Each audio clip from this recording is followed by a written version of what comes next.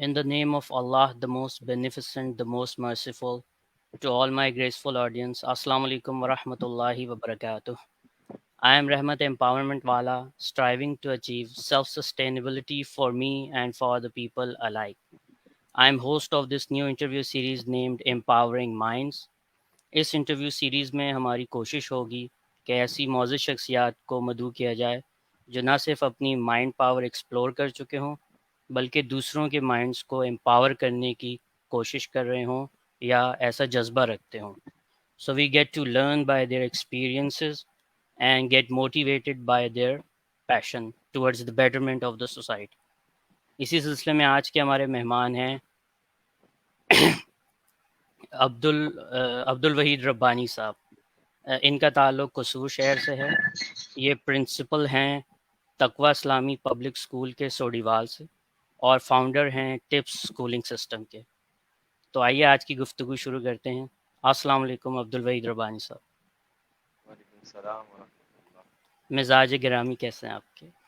الحمدللہ اللہ کا بہت احسان ہے. آپ الحمد للہ، بہت شکریہ آپ نے مجھے وقت دیا. سب سے پہلے تو اپنا ایک جامع تعارف ہماری آڈینس کے لیے آپ کروا دیجیے. میرا نام عبد الوحید ربانی ہے.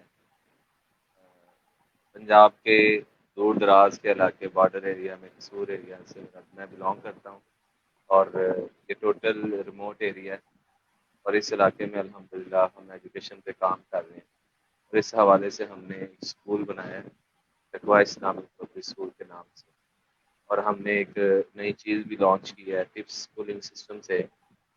انشاءاللہ اس اسکول کو ہم آگے بھی لے کے جائیں گے اور ساتھ ہی ولیج کی ویلفیئر کے لیے ہم ایک ویلفیئر چلا رہے ہیں جس کا نام احساس ویلفیئر فاؤنڈیشن ہے جس میں لوگوں کے جتنے بھی ویلفیئر کے کام ہیں وہ واٹر ایشو ہے, وہ الیکٹریسٹی ایشو ہے, وہ ایجوکیشن کا ایشو ہے, کلیننیس کا ایشو ہے, جتنے بھی ایشوز ہیں ان پہ ہم ورک کر رہے ہیں. گریٹ سر، ماشاء اللہ. سر اپنے شہر کے بارے میں بتائیں، اپنے علاقے کے بارے میں بتائیں کچھ ہمارے آڈینس کو. الحمدللہ جس علاقے میں ہم رہ رہے ہیں یہ بہت ہی زرخیز علاقہ ہے. آپ کہہ سکتے ہیں one of the best in Pakistan for irrigation. یہاں کی جو زراعت ہے وہ بہت زیادہ آگے تک جا چکی ہے اور کسان جو ہیں وہ اس سے بڑا اچھا زر مبادلہ کما رہے ہیں اور ادھر کے لوگ جو ہیں وہ بھی خوش مزاج ہیں, مہمانوں کی توازہ کرتے ہیں, بڑے اچھے طریقے سے ان کو ویلکم کرتے ہیں اور بہت ہی پیارا علاقہ آپ کہہ سکتے ہیں پنجاب کا. جی ماشاء اللہ. سہولتوں کے لحاظ سے انٹرنیٹ کنیکٹیویٹی روڈز اس لحاظ سے آپ اس علاقے کو کہاں دیکھتے ہیں؟ اگر ہم بات کریں سٹی ایریا کی تو وہاں پہ کافی زیادہ سہولتیں ہیں لیکن صفائی کا پھر بھی ایک بڑا ایشو ہے سٹی قصور کے اندر. روڈز بن چکے ہیں اور کچھ مسائل تھے جو ریسنٹلی ابھی جو حکومت میں ہے لوگ انہوں نے شروع کروائے ہیں اور روڈ جو ہیں ہر ولیج تک. جب پچھلے 10 سال شہباز شریف صاحب نے حکومت کی تھی پنجاب میں تو اس ایریے میں ہر جگہ پہ انہوں نے کارپیٹ روڈ بنایا ہے اور وہ قابل تحسین ان کا کام تھا اور ولیج ایریا ہمارے ولیج میں بھی پہنچا ہے روڈ کا سسٹم, یعنی کہ کارپیٹ روڈ وغیرہ جو تھا وہ ہمارے ولیج کو بھی اس نے ٹچ کیا بلکہ ولیج کے درمیان سے بھی دوسری لک والی جو روڈ ہوتی ہے وہ گزری ہے اور باقی کافی زیادہ مسائل ہیں. اگر میں بات کروں اپنے ولیج کی تو یہاں پہ ایجوکیشن کا مسئلہ ہے, صفائی کا مسئلہ ہے, یہاں پہ صحت کا مسئلہ ہے, پانی کا مسئلہ ہے اور یہاں پہ ہم نے اگر بات کی جائے ڈاکٹرز کے حوالے سے, پیشنٹ کو موو کرنے کے حوالے سے, فرسٹ ایڈ کے حوالے سے, تو یہ سارے مسائل ہیں ہمارے علاقے. جی عبد الوحید ربانی صاحب، میرا مشاہدہ اور تجربہ بھی ہے کہ بچپن کے حالات و واقعات عمر کے دیگر حصوں پر اپنے نقوش چھوڑ جاتے ہیں. تو آپ اپنے بچپن کے کچھ حالات و واقعات سے ہمیں آگاہ کیجیے. بچپن ہم نے الحمدللہ بہت ہی پیارا گزارا ہے. آپ کو پتہ ہے بچپن تو زبردست ہوتا ہے کیونکہ پیرنٹس کی طرف سے آپ کو اسکول میں بھیجا جاتا ہے. آپ نے جو کھیلنا ہے جو آپ کی ایکٹیویٹیز ہیں اس کی آپ کو سپورٹ ہوتی ہے. تو بچپن الحمدللہ بڑا ہی فنٹیسٹک گزرا ہے. ولیج لائف تھی, اسکول جاتے تھے, کھیلتے تھے, انجوائے کرتے تھے, اور فل ایک موج مستی والا ماحول رہا ہمارے ادھر, اور اس سے ہمیں کافی کچھ سیکھنے کو بھی ملا. بچپن میں اساتذہ کی خدمت, بلکہ چونکہ ولیج ایریا ہے تو یہ تھا کہ اساتذہ کے کام کرنا, ان کی فصلوں پہ جا کے کام کرنا, تو یہ جو ایکسپیرینس ہے وہ بڑے فنٹیسٹک تھے. بلکہ اب ہم اپنے بچوں کو مثالیں دیتے ہیں. ابھی تھوڑا سا جو ہے وہ دور چینج ہو چکا ہے. پہلے یہ تھا کہ جو بچے تھے بچپن میں, جب ہم اپنی بات کریں آج سے 15-20 سال پہلے کی, تو ہمیں خوشی محسوس ہوتی تھی اپنے اساتذہ کی رسپیکٹ, ان کے کام, ان کے گھر میں جا کے کام کروا دینے, ان کی فصلوں پہ جا کے کروا دینے. تو آج ذرا یہ آج کا جو بچپن ہے وہ کافی چینج ہو چکا ہے, ڈفرینس ہے. تو ہمارا بچپن الحمدللہ زبردست گزرا ہے. ماشاء اللہ سر. سر تعلیمی بیک گراؤنڈ کے حوالے سے بتائیے گا کہ آپ نے کہاں تعلیم حاصل کی, کتنی حاصل کی, اس بارے میں. 5 کلاس تک تو گاؤں میں پرائمری اسکول تھا. اساتذہ ہمارے بہت ہی اچھے تھے الحمدللہ, انہوں نے بڑے اچھے طریقے سے ہمیں پڑھایا. اور پرائمری کے بعد ہم نے جانا تھا آگے سیکنڈری کی طرف, یعنی ایلیمنٹری کی طرف پہلے, پھر سیکنڈری کی طرف. تو ایلیمنٹری کے لیے ہمیں جانا پڑا, یہاں سے ہمیں قصبہ پڑتا ہے تقریباً کوئی 9 سے 10 کلومیٹر.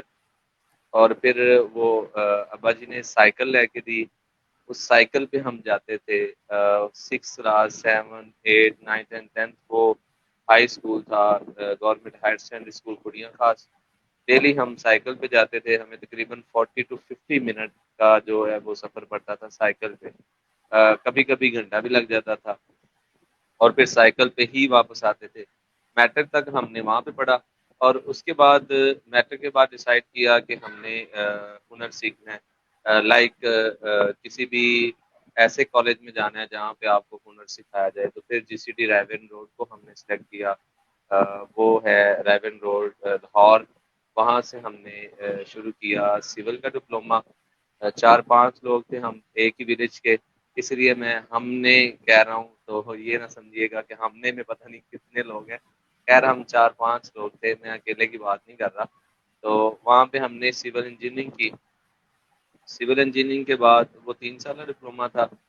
پھر گھر واپس آ گئے. خیر پھر گھر کی جو ذمہ داریاں تھیں وہ سر پہ پڑ گئیں, تو پھر آگے نہیں نکل سکے. تو پھر بی اے کیا, بی اے کے بعد ایم اے اردو کیا, اب الحمدللہ ایم اے انگلش چل رہا ہے. ماشاء اللہ سر, زبردست. سر درس و تدریس کے شعبے سے آپ منسلک ہیں, تو اس طرف کیسے آنا ہوا, کچھ اس بارے میں بتائیے. اس میں سارا رول جو ہے وہ میرے والد محترم کا ہے. بیسیکلی جس علاقے سے ہم بلانگ کرتے ہیں یہاں پہ ایجوکیشن سسٹم بہت ویک ہے.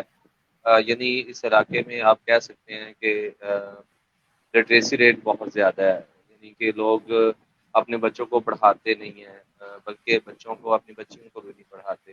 تو والد صاحب کی ایک وش تھی کہ میں نے اپنی اولاد کو پڑھانا ہے. اور ویسے بھی وہ بلائنڈ تھے, آنکھوں سے نظر نہیں آتا تھا, نابینا تھے. اور انہوں نے اس مزدوری کی حالت میں قرآن پاک حفظ کیا, دین کا وہ سارا جو تھا مدرسے کا وہ پڑھا, اور وہ ایک بہت اچھے عالم تھے. اور ان کی خواہش تھی کہ میری اولاد جو ہے وہ پڑھے اور وہ چائلڈ لیبر نہ بنے. ہمارے علاقے میں یہ ہے, بچہ تھوڑا سا گرو کرتا ہے, جب وہ اسے تھوڑی سی سمجھ بوجھ آتی ہے تو اسے as a child labour use کیا جاتا ہے. وہ بچہ ارن کرنا سٹارٹ کر دیتا ہے, وہ ڈیلی بیسس پہ ڈیلی ویجز کام کرتا ہے. تو والد صاحب نے یہ ایک بات سمجھائی تھی, بیٹا کہ میں اپنی وہ جتنی بھی محنت ہوگی میں کروں گا, لیکن آپ لوگوں کو میں نے ایز اے لیبر نہیں یوز کرنا, آپ نے پڑھنا ہے. اور ایک اچھے تعلیم یافتہ ہنر سیکھ کے آپ نے پھر اس ولیج کو آگے پڑھانا ہے. یہاں کے لوگوں کو تعلیم کے حوالے سے آپ نے انہیں آگاہ کرنا ہے, ان کے بچوں کو پڑھانا ہے. تو یہ ان کی خواہش تھی. خیر میں نے اسکول شروع کرنے سے پہلے والد صاحب کی ڈیتھ کے بعد بزنس سٹارٹ کیا تھا گراسری اسٹور کا, وہ بھی الحمدللہ بڑا اچھا چلا. اس کے بعد چونکہ والد صاحب کی خواہش تھی, ابھی تعلیم پوری نہیں تھی, تو ارلی ایج ہم اسکول بھی سٹارٹ نہیں کر سکتے تھے. سارے بچے بہن بھائی پڑھ رہے تھے, تو جب سب آگے ہم بیچلر میں، تو پھر آگے ہم نے اسکول سٹارٹ کیا، اور مقصد یہ تھا کہ والد صاحب کی جو خواہش ہے اسے پورا کیا۔ ماشاء اللہ سر، آپ بہت سعادت مند بچے ہیں جو اپنے والدین کی خواہش کے لیے اتنا کام کرتے ہیں۔ سر لائف میں چیلنجز تو آتے ہیں ہر ایک کی، آپ کے چیلنجز کیا ہے لائف میں، اور آپ نے اس سے کس طرح نبرد آزما ہوئے آپ، اس بارے میں کچھ بتائیے سر۔ سب سے بڑا چیلنج یہ تھا کہ شروع سے ہی چونکہ ایجوکیشن کے ساتھ وابستہ تھے، یعنی لرننگ پروسیس چل رہا تھا، اسٹوڈنٹ لائف تھی، پتہ نہیں تھا کہاں سے پیسہ آنا ہے، کہاں سے خرچے پورے ہونے ہیں۔ اور جب والد صاحب کی ڈیتھ ہوئی ہے اچانک، اور چونکہ میں گھر میں سب سے بڑا تھا، تو تب وہ سارے جو کنیکشن تھے، پیسہ کہاں سے آ رہا ہے، کہاں جا رہا ہے، کہاں سے خرچے پورے ہو رہے ہیں، گھر کہاں سے چل رہا ہے، بچوں کی تعلیم کا وہ سارا سیٹ اپ کہاں سے مینج ہو رہا ہے، وہ اچانک سے جب میرے سر پہ پڑا، تو میری لائف کا سب سے بڑا چیلنج یہ تھا کہ پوری فیملی کو ان کو کھلانا بھی ہے، پلانا بھی ہے، اور ان کو ایجوکیٹ بھی کرنا ہے۔ تو پھر اللہ تعالیٰ سے مشورہ کیا، اچھے دوستوں نے مشورہ دیا، تو میں نے ایک گروسری سٹور شروع کیا کچھ دوستوں سے ادھار وغیرہ پکڑ کے، اور الحمدللہ وہ بہت اچھا چلا، 4 سال تک اسے چلایا، جس سے بچوں کی تعلیم جو تھی اسے کیری آن رکھا، اپنی تعلیم کو بھی کیری، یہ نہیں ہے کہ وہ میں سٹور چلا رہا تھا تو اب میں نے پڑھنا نہیں ہے، الحمدللہ میں نے بی اے کی ہے انہی دنوں میں، اور ساتھ ایم اے بھی اسٹارٹ کر لیا تھا، اور چھوٹے بہن بھائی جو ہیں ان کی تعلیم کو بھی آگے کیری آن رکھا۔ تو سب سے بڑا چیلنج میرے لیے یہ تھا والد صاحب کی وفات کے بعد گھر کو کیسے چلانا ہے، یعنی کہ دانا پانی، کھانا وغیرہ یہ کیسے مینج کرنا ہے، اور پھر بچوں کی تعلیم کو کیسے مینج کرنا ہے، سب سے بڑا چیلنج یہ تھا۔ تو وہ ایک بزنس سٹارٹ کیا تو اللہ تعالیٰ نے مدد دی، بہت زیادہ برکت ملی، تو پتہ ہی نہیں چلا کہ کیسے سارے بچے وہ جوان بھی ہوئے ہیں، اور جو چھوٹے تھے مجھ سے، اور ان کی تعلیم بھی مکمل ہو گیا۔ ماشاء اللہ سر، سر اس وقت آپ پرنسپل ہیں تقوی اسلامک پبلک اسکول کے، تو اس بارے میں کچھ گائیڈ کیجیے کہ آپ اس پوزیشن پر کیسے پہنچے، اور آپ کا ایکسپیرینس کیسا ہے اس میں۔ جب فرسٹ ڈے تھا، ایک اسکول چل رہا تھا آلریڈی، خواہش تھی کہ ہم نے اسکول بنانا ہے، ساتھ والے ولیج میں ہم نے وہ بھائی تھے ان کی کہیں جاب ہو گئی جو آلریڈی وہ چلا رہے تھے، راؤنڈ 100 کے قریب ان کی تعداد تھی، ہم نے وہ اسکول لے لیا، رینٹ پہ لے لیا، گھر کے ہم 3 4 افراد تھے، چھوٹے بہن بھائی تھے، وہ بھی پڑھے لکھے تھے چونکہ، تو ہم نے وہ اسکول سٹارٹ کیا، اور پہلا جو ایکسپیرینس تھا اس حوالے سے وہ بڑی ہیزیٹیشن تھی، اردو اسپیکنگ کے حوالے سے بڑی ہیزیٹیشن تھی، کیونکہ ہم ولیج ایریا سے بلانگ کرتے ہیں تو یہاں پہ اردو اسپیکنگ نہیں ہے۔ خیر ہم اسکول لائف میں، کالج لائف میں اردو اسپیکنگ پہ رہے، بولتے رہے، لیکن وہ اردو اسپیکنگ اتنی اچھی نہیں تھی، تو وہ بڑا ایک عجیب سا منظر تھا، بچوں کے ساتھ ان ٹچ ہوئے، اور ہیزیٹیشن تھی، تو خود کو سٹینڈ کرنے کے لیے 6 7 ماہ لگے، یعنی سیکھنے کا عمل جاری رہا کہ ایز اے ٹیچر ہم نے ورک کیسے کرنا ہے اور ایز اے پرنسپل کیسے کرنا ہے، تو ہمیں وہ پلیٹ فارم ملا، اور 6 7 ماہ وہاں پہ گزارے، لیکن وہاں پہ کوئی اتنی اچھی آپ سمجھیں کہ کمیونٹی نہیں تھی، رسپانس اچھا نہیں ملا، اپنا ولیج نہیں تھا۔ اس کے بعد ہم نے موو کیا اپنے ولیج کی طرف، یہاں پہ چونکہ والد صاحب کی خواہش بھی تھی کہ اس ولیج میں ہم ایک ادارہ بنائیں اور بچوں کو پڑھائیں، دین اور دنیا، دنیا کی بھی تعلیم ہو اور دین کی بھی ہو۔ پھر ہم نے یہاں پہ ادارہ بنایا، اور پھر یہاں پہ ہم نے سٹارٹ کیا، تو الحمدللہ ایک بڑے اچھے طریقے سے ہم نے اسے شروع کیا اور چل رہا ہے، اور لرننگ پروسیس جو ہے وہ ابھی بھی جاری ہے۔ میں یہ نہیں سمجھتا کہ ایز اے پرنسپل میں بڑا پرفیکٹ ہو گیا ہوں، بلکہ میرا جو لرننگ پروسیس ہے وہ ڈے بائی ڈے چلتا جا رہا ہے، اور الحمدللہ میں سیکھ رہا ہوں اور پھر آگے سکھا بھی رہا ہوں۔ ماشاء اللہ سر، اور جو ایجوکیشن کا جو ہمارے یہاں ڈپارٹمنٹ ہے وہ بہت ہی زوال پذیر ہے، اور ہمیں امید ہے کہ آپ اس میں ضرور اپنا کوئی بہتر کردار ضرور ادا کریں گے، اور جس طرح آپ بتا رہے ہیں کہ آپ کا علاقہ اس طرح بیکورڈ ایریا ہے، تو وہاں پر تعلیم کا ہی جو ہے وہ ایک ہتھیار کہہ لیں یا اس کو انسٹرومنٹ کہہ لیں جس کے ذریعے بچوں کو آنے والے وقت کے لیے تیار کیا جا سکتا ہے سر۔ جی میں اس بارے میں تھوڑی سی بات کرنا چاہوں گا. پلیز. یہ الگ بات ہے, یہ ہم نے کبھی سوچا ہی نہیں. ہم ایک ولیج میں بیٹھے ہیں تو ہم یہاں پہ ٹیکنالوجی کا استعمال نہیں کریں گے. ہم جو ماڈرنائزیشن ہے, جو ورلڈ آگے گرو کر رہی ہے, انٹرنیٹ کی دنیا ہے, ماڈرن ورلڈ ہے, اس کو نہیں دیکھیں گے. جب ہم نے یہ انیشیٹو لیا تھا تب سے ہی ہم نے یہ مائنڈ بنایا تھا کہ ہم نے ٹریڈیشنل وے یوز نہیں کرنا. الحمدللہ میں یہ فخر سے کہہ سکتا ہوں کہ ایک ولیج کے اندر بیٹھ کے ہم نے وہ طریقے اپنائے ہیں ایجوکیشن کے, جو کہ آپ کو بیکن ہاؤس میں ملیں گے, سٹی اسکول میں ملیں گے, اور جتنے بڑے برانڈ ہیں, الائڈ ہے, ایجوکیٹر ہے, وہاں پہ ملیں گے. ہم ایک ولیج میں بیٹھ کے بچوں کو پڑھا رہے ہیں, لیکن ایسا نہیں ہے کہ ہم جو سٹی میں اچھے اسکول ہیں ان کو نہیں, ان کے مطابق تعلیم نہیں دے رہے. الحمدللہ یہاں پہ ہم نے بہت اچھا اسٹاف رکھا ہوا ہے. بلڈنگ بہت پیاری ہے ہماری, پورے ایریے میں ایسی بلڈنگ نہیں ہے. میں یہ بھی فخر سے کہہ سکتا ہوں, اور الحمدللہ بلڈنگ آتی ہے. اور پھر ہم نے بچوں کے لیے 20 بچوں کا ایک کلاس روم بنایا ہے. ہمارا اسٹاف جو ہے وہ الحمدللہ ایجوکیٹڈ ہے. اور پھر ہم نے جو وہ پرانا روایتی طریقہ تھا اسے نہیں اپنایا بچوں کو پڑھانے کا. ہمارے ٹیچرز کی منتھ کے حساب سے منتھلی ایک ٹریننگ سیشن ہم رکھتے ہیں. ایئرلی ٹریننگ سیشن ہوتا ہے. اور پھر ایکٹیویٹی بیسڈ لرننگ ہے, مونٹیسری بیسڈ لرننگ ہے, ہینڈز آن ایکٹیویٹیز کو لے کے چل رہے ہیں. پلے اینڈ لرن کی ایکٹیویٹی جو ہے, بچوں کو کھیل کھیل میں آپ نے کیسے سکھانا ہے اور بچے کیسے سیکھتے ہیں. اور 3 to 7 جو کہ مونٹیسری ہے ہمارے آل اوور دا ورلڈ چل رہی ہے 3 to 7. اور الحمدللہ ہم نے 3 to 7 بچوں کے اوپر ورک سٹارٹ کر دیا ہوا ہے. وہ چیزیں جو فن لینڈ کے اندر آپ کو ملیں گی, جاپان کے اندر ملیں گی, چائنا کے اندر ملیں گی. اور ہم نے کوشش کی ہے, یہ ابھی ہمارا فرسٹ اسٹیپ آپ سمجھیں, ہمیں 5 سال تو ہو گئے ہیں تعلیم کے ساتھ وابستہ ہے, لیکن ہم یہی سمجھتے ہیں ہم ابھی فرسٹ اسٹیپ پہ ہیں. ہم نے بچوں کو کیسے لے کے چلنا ہے, بچوں کا مائنڈ شروع سے ہی کریٹو کیسے بنانا ہے, ان کی جو کنسیپشل لرننگ ہے اس کو ہم نے کیسے لے کے چلنا ہے. اور الحمدللہ اس پہ ہم نے بہت زیادہ ورک کیا اور کر بھی رہے ہیں, اور اس کی پروگرس بھی بہت اچھی آ رہی ہے. ماشاء اللہ سر. سر اس بارے میں آپ کو یہ کہنا چاہوں گا کہ سر ریحان اللہ والا ایک اسکول چلاتے ہیں کراچی میں. ان کا وہ ایک ڈفرینٹ کانسیپٹ پہ چلاتے ہیں, اور ان کے اسکول میں بکس نہیں ہیں, اور وہ صرف لیپ ٹاپ اور موبائل کے ذریعے اسٹوڈنٹس کو فری لانسنگ سکھاتے ہیں, ڈیجیٹل اسکلس سکھاتے ہیں.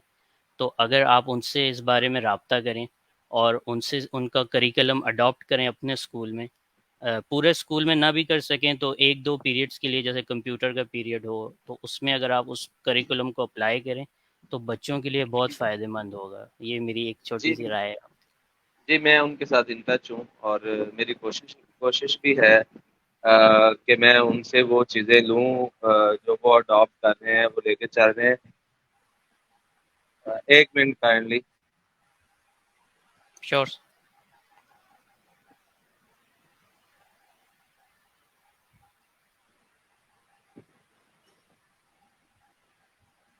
جی آپ سن رہے ہیں مجھے؟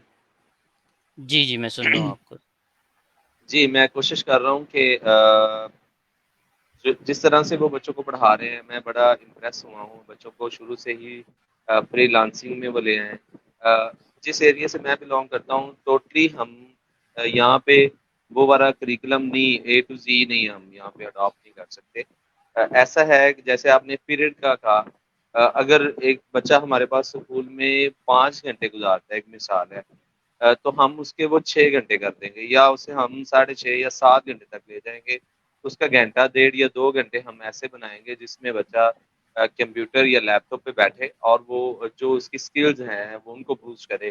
اگر ایک بچے کی ہے کہ وہ اس نے گرافک ڈیزائنر بننا ہے, گرافک ڈیزائننگ سیکھے, ویڈیو ایڈیٹر بننا ہے, ویڈیو ایڈیٹنگ سیکھے. وہ 1 گھنٹہ جب 6 to 7 8 9 10 تک وہ بچہ 3 4 سال ڈیلی بیسس پہ کوئی 10 منٹ 20 منٹ بھی لگائے گا کمپیوٹر لیپ ٹاپ پہ, آئی ہوپ کہ وہ ان سالوں میں وہ سیکھ جائے گا, اور میٹرک تک انشاءاللہ وہ اس قابل ہو جائے گا کہ وہ خود کمانا شروع کرے. جی بالکل سر, انشاءاللہ. سر اس سلسلے میں آپ یہ بھی کر سکتے ہیں کہ آپ اپنے کسی ٹیچر کو کراچی بھیج دیں, وہ سر ریحان کے اسکول میں ٹریننگ حاصل کر لیں, یا آپ خود بنفس نفیس یہاں تشریف لیں, ان کے مہمان بن جائیں. ان سے پورا جی وہ سیکھ لیں. میری کوشش ہے جی انشاءاللہ میں ایک ٹور رکھوں گا اپنا اور وزٹ پہ جاؤں گا اور میں خود سیکھوں گا بھی انشاءاللہ. اور جب تک ہم انشاءاللہ خود نہیں سیکھیں گے آگے نہیں سکھا پائیں گے. ضروری ہے. بے اور شک. ویسے بھی میں ڈیلی بیسس پہ انٹرنیٹ پہ بھی سیکھ رہا ہوں. ای روزگار کے ساتھ بھی میں اٹیچ ہوں. وہاں پہ میری کلاس چل رہی ہے. میں خود سیکھ رہا ہوں ماشاء اللہ. انشاءاللہ اور سیکھ کے میں آگے بھی سکھاؤں گا. گریٹ سر، ایکسلنٹ. سر آپ نے اپنے شہر میں چائلڈ لیبر کا ذکر کیا کہ یہ بہت پرابلم ہے آپ کو محسوس ہوتی. تو اس جی پرابلم کو معاشرے سے ختم کرنے کے لیے آپ کے ذہن میں کیا طریقہ ہے، یا آپ کس طرح اس پر کام کر رہے ہیں، وہ ہمیں بتائیے سر. سب سے پہلی بات ہے کہ اویئرنیس ضروری ہے پیرنٹس کو. میں جب بھی پیرنٹس کے ساتھ بات ہوں میں انہیں کہتا ہوں کہ اللہ تعالیٰ نے ہر بچے کا رزق بھیجا ہے. اس کا لباس، اس کا کھانا، اس کا پینا، ایون کہ اس کی ایجوکیشن. آپ کو اللہ تعالیٰ نے اولاد دی ہے تو اس کا مطلب یہ نہیں ہے کہ اولاد دی ہے تو اب آپ نے جیسے ہی وہ تھوڑی سی چلنا پھرنا سٹارٹ ہو تو آپ ان کو کمانے پہ لگا دیں. اللہ تعالیٰ نے جس بچے کو بھی اس دنیا میں بھیجنا ہے اس کا جو کھانا پینا، اس کی ایجوکیشن، وہ سارے خرچے تو پیرنٹس کو دینے ہی دینے ہیں. اب وہ پیرنٹس کے اوپر ہے کہ وہ اسے کس طرف لے کے جائیں گے. اب دیکھیں پاسبلٹیز ہیں کہ پیرنٹس اگر بچے کو ایجوکیشن کی طرف نہیں لے کے آتے، وہ ارننگ کی طرف لے جاتے ہیں، چائلڈ لیبر بنا دیتے ہیں، تو ہو سکتا ہے اللہ تعالیٰ ان کا رزق اتنے حصے کا روک دے. یہ بات میں کرتا ہوں کہ پاسبلٹیز ہیں کہ اللہ تعالیٰ آپ کا رزق تنگ کر دے. جب آپ اپنے بچوں کو ان کی دنیا اور آخرت بنائیں گے اور اللہ تعالیٰ آپ کے رزق میں برکت ڈال دیں، تو سب سے پہلا سٹیپ جو ہے اویئرنیس کا، وہ پیرنٹس کو اویئر کرنا ضروری ہے. اور میں کوشش کر رہا ہوں کہ پیرنٹس کی ورک شاپس ہوں. میں خود بھی پیرنٹس کے ساتھ بات ہو تو میں انہیں یہی کہتا ہوں کہ آپ اپنے بچوں کے اوپر خرچ کریں، پڑھائیں. میں سب سے بڑی مثال اپنے والد صاحب کی دیتا ہوں کہ وہ مزدوری کی حالت میں تھے اور انہوں نے، ہم 6 بہن بھائی ہیں، سب بچوں کو پڑھایا ہے، کسی کو بھی کمانے پہ لگایا ہی نہیں ہے. تو اللہ تعالیٰ اگر میرے والد صاحب کی مدد کر سکتا ہے، ان کی آنکھیں نہیں تھیں، آپ کی آنکھیں ہیں، ہینڈ ہیں، پاؤں ہیں. اللہ تعالیٰ نے آپ کو اتنا زبردست ایک اسٹرانگ سا باڈی دیا ہوا ہے، تو آپ اپنے بچوں کے لیے کمائیں، آپ باہر نکلیں، اللہ تعالیٰ آپ کی روزی میں برکت ڈال دیں گے. تو انشاءاللہ چائلڈ لیبر ختم ہو جائے گی جب بچے ایجوکیشن کی طرف آئیں گے، اسکول میں جائیں گے، سیکھیں گے دنیا اور دین کو. اور انشاءاللہ اللہ تعالیٰ ان کے پیرنٹس کی مدد کرے گا، آٹومیٹیکلی چائلڈ لیبر ختم ہوگی. انشاءاللہ سر، انشاءاللہ. سر اگر آپ جو ہمارے ارد گرد کا علاقہ ہوتا ہے، شہر ہوتا ہے، اس کے اچھے برے خواص اور برائیاں سب ہمیں پتہ ہوتی ہیں سر. تو اگر آپ کو اپنے شہر کا میئر بنا دیا جائے تو آپ کون سی وہ پرابلمس ختم کرنا چاہیں گے اپنے شہر سے، اپنے علاقے سے؟ سب سے پہلے تو میں چائلڈ لیبر کو ختم کروں گا. اس کے بعد ہمارا کلیننیس کا جو مسئلہ ہے، صفائی کا، اسے ختم کروں گا. اس کے بعد واٹر ایشو بہت زیادہ ہے، جیسے کراچی میں بھی ہے. خیر یہاں پہ اتنا نہیں ہے، لیکن یہ ہے کہ صفائی ناقص ہونے کی وجہ سے، گلوبل وارمنگ کی وجہ سے کافی زیادہ مسائل ہیں، اسے ختم کروں گا. اور اس کے بعد صحت کا مسئلہ جو ہے وہ بہت ہی سنگین ہے. یعنی یہاں سے اگر ابھی کوئی مسئلہ بن جائے تو ہمیں یہاں سے قصور تقریباً 25 کلومیٹر کا فاصلہ طے کرنا پڑے گا نا. تو زیادہ نہیں تو ایک کونسل کے لیے ایک ایسا ضرور سیٹ اپ ہو. 5 ولیجز کی ایک کونسل ہوتی ہے، اس کے اندر ایک ایسا سیٹ اپ ہو، اگر کسی کو ایمرجنسی مسئلہ بنا ہے تو وہ فوری وہاں پہ کوئی 2-4 کلومیٹر کے فاصلے پہ وہ اپنے پیشنٹ کو لے کے جائیں اور ان کو فرسٹ ایڈ دیں. ان کے جو مسائل ہیں ان کو حل کیا جائے. تو انشاءاللہ صحت کا مسئلہ ہے، اس پہ بہت کروں گا. اور اس کے بعد جو آپ کہہ سکتے ہیں اسٹرکچر ہے، ایک باڈی ہوتی ہے ایک ولیج کی یا سٹی کی، انشاءاللہ اس پہ بہت. انشاءاللہ سر. سر اسی طرح جیسے آپ ایجوکیشن سے وابستہ ہیں، تو اگر آپ کو پاکستان کا ایجوکیشن منسٹر بنا دیا جائے تو آپ ایجوکیشن سسٹم میں کون سی وہ برائیاں ہیں جو ختم کرنا چاہیں گے، اور کس طرح اس کو بہتر کرنا چاہیں گے؟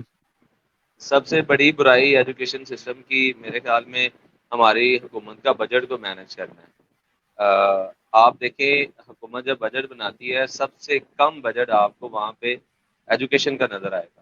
اور میں سب سے زیادہ امپورٹنس جو ہے وہ ایجوکیشن کو دوں گا، نہ ہی کسی ملٹری سسٹم کو، نہ ہی کسی وہ پولیٹیکل سسٹم کو نہ ہی کسی اور چیز کو، بلکہ ساری چیزوں کا بجٹ کم کر کے انشاءاللہ میں چاہوں گا کہ ایجوکیشن کا بجٹ سب سے زیادہ ہو.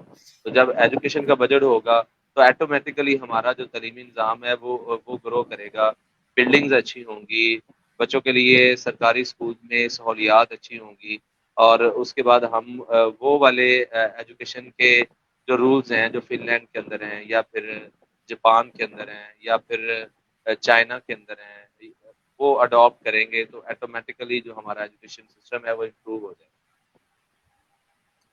اور ہم 1980 اور 90 والی کتابوں سے بھی تھوڑا آگے بڑھیں گے ہاں اور آگے نئے بڑھیں گے انشاءاللہ. کریکولم. کریکولم جو ہے نئے کریکولم کی طرف آئیں گے. ابھی بھی کریکولم کے اندر کافی زیادہ چینجنگز کی ضرورت ہے. اگر یہ بہت لمبا ٹاپک ہے کیونکہ کریکولم جو ہے وہ بڑا ہیوی ہے، بچوں کو ہم پڑھاتے زیادہ ہیں سکھاتے کم ہیں. میرا ایک اپنی آبزرویشن ہے کہ ہمیں بچوں کو 30% پڑھانا چاہیے اور 70% ان کو سکھانا چاہیے. بہت زبردست سر، یہ بہت نئی بات کی آپ نے جو میری نالج میں بڑا اضافہ ہے. سر اگر اسی طرح آپ کو پاکستان کا پرائم منسٹر بنا دیا جائے تو پاکستان کے لیے آپ کیا کرنا چاہیں گے سر؟ ابھی اگر کرنٹلی میں بات کروں تو اس وقت افغانستان کے اندر جو سسٹم ہے نا، میں سارا وہ لے آؤں پاکستان کے اندر، اور انشاءاللہ آپ دیکھیں گے کہ دنوں میں پاکستان گرو کرے گا. کیونکہ سب سے بڑی چیز ہے پروٹوکول ختم کر دیا گیا وہاں پہ.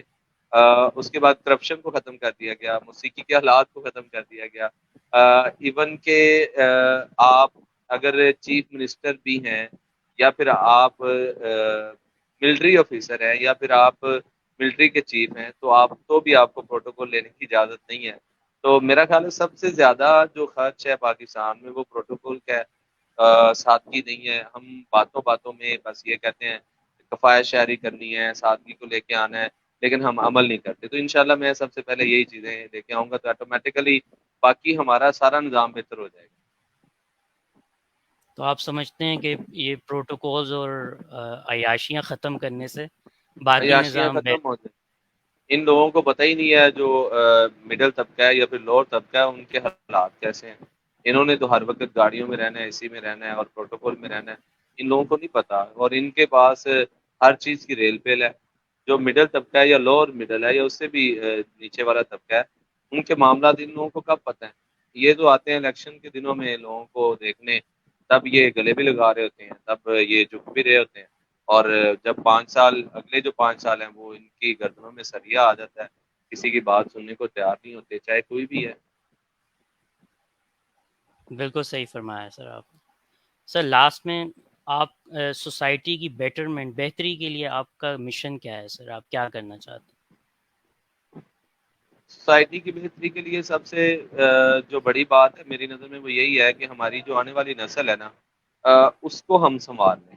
ہم بچوں کو ان کا جو شروع سے مائنڈ اس طرح سے سیٹ کریں کہ جب وہ جیسے جیسے بڑے ہوتے جائیں تو ایٹومیٹیکلی وہ سوسائٹی کو سیٹ کرتے جائیں گے. اور جو ہمارے پرانے مائنڈ ہے وہ تو ختم ہونے ہیں، ایٹومیٹیکلی ہونے ہیں.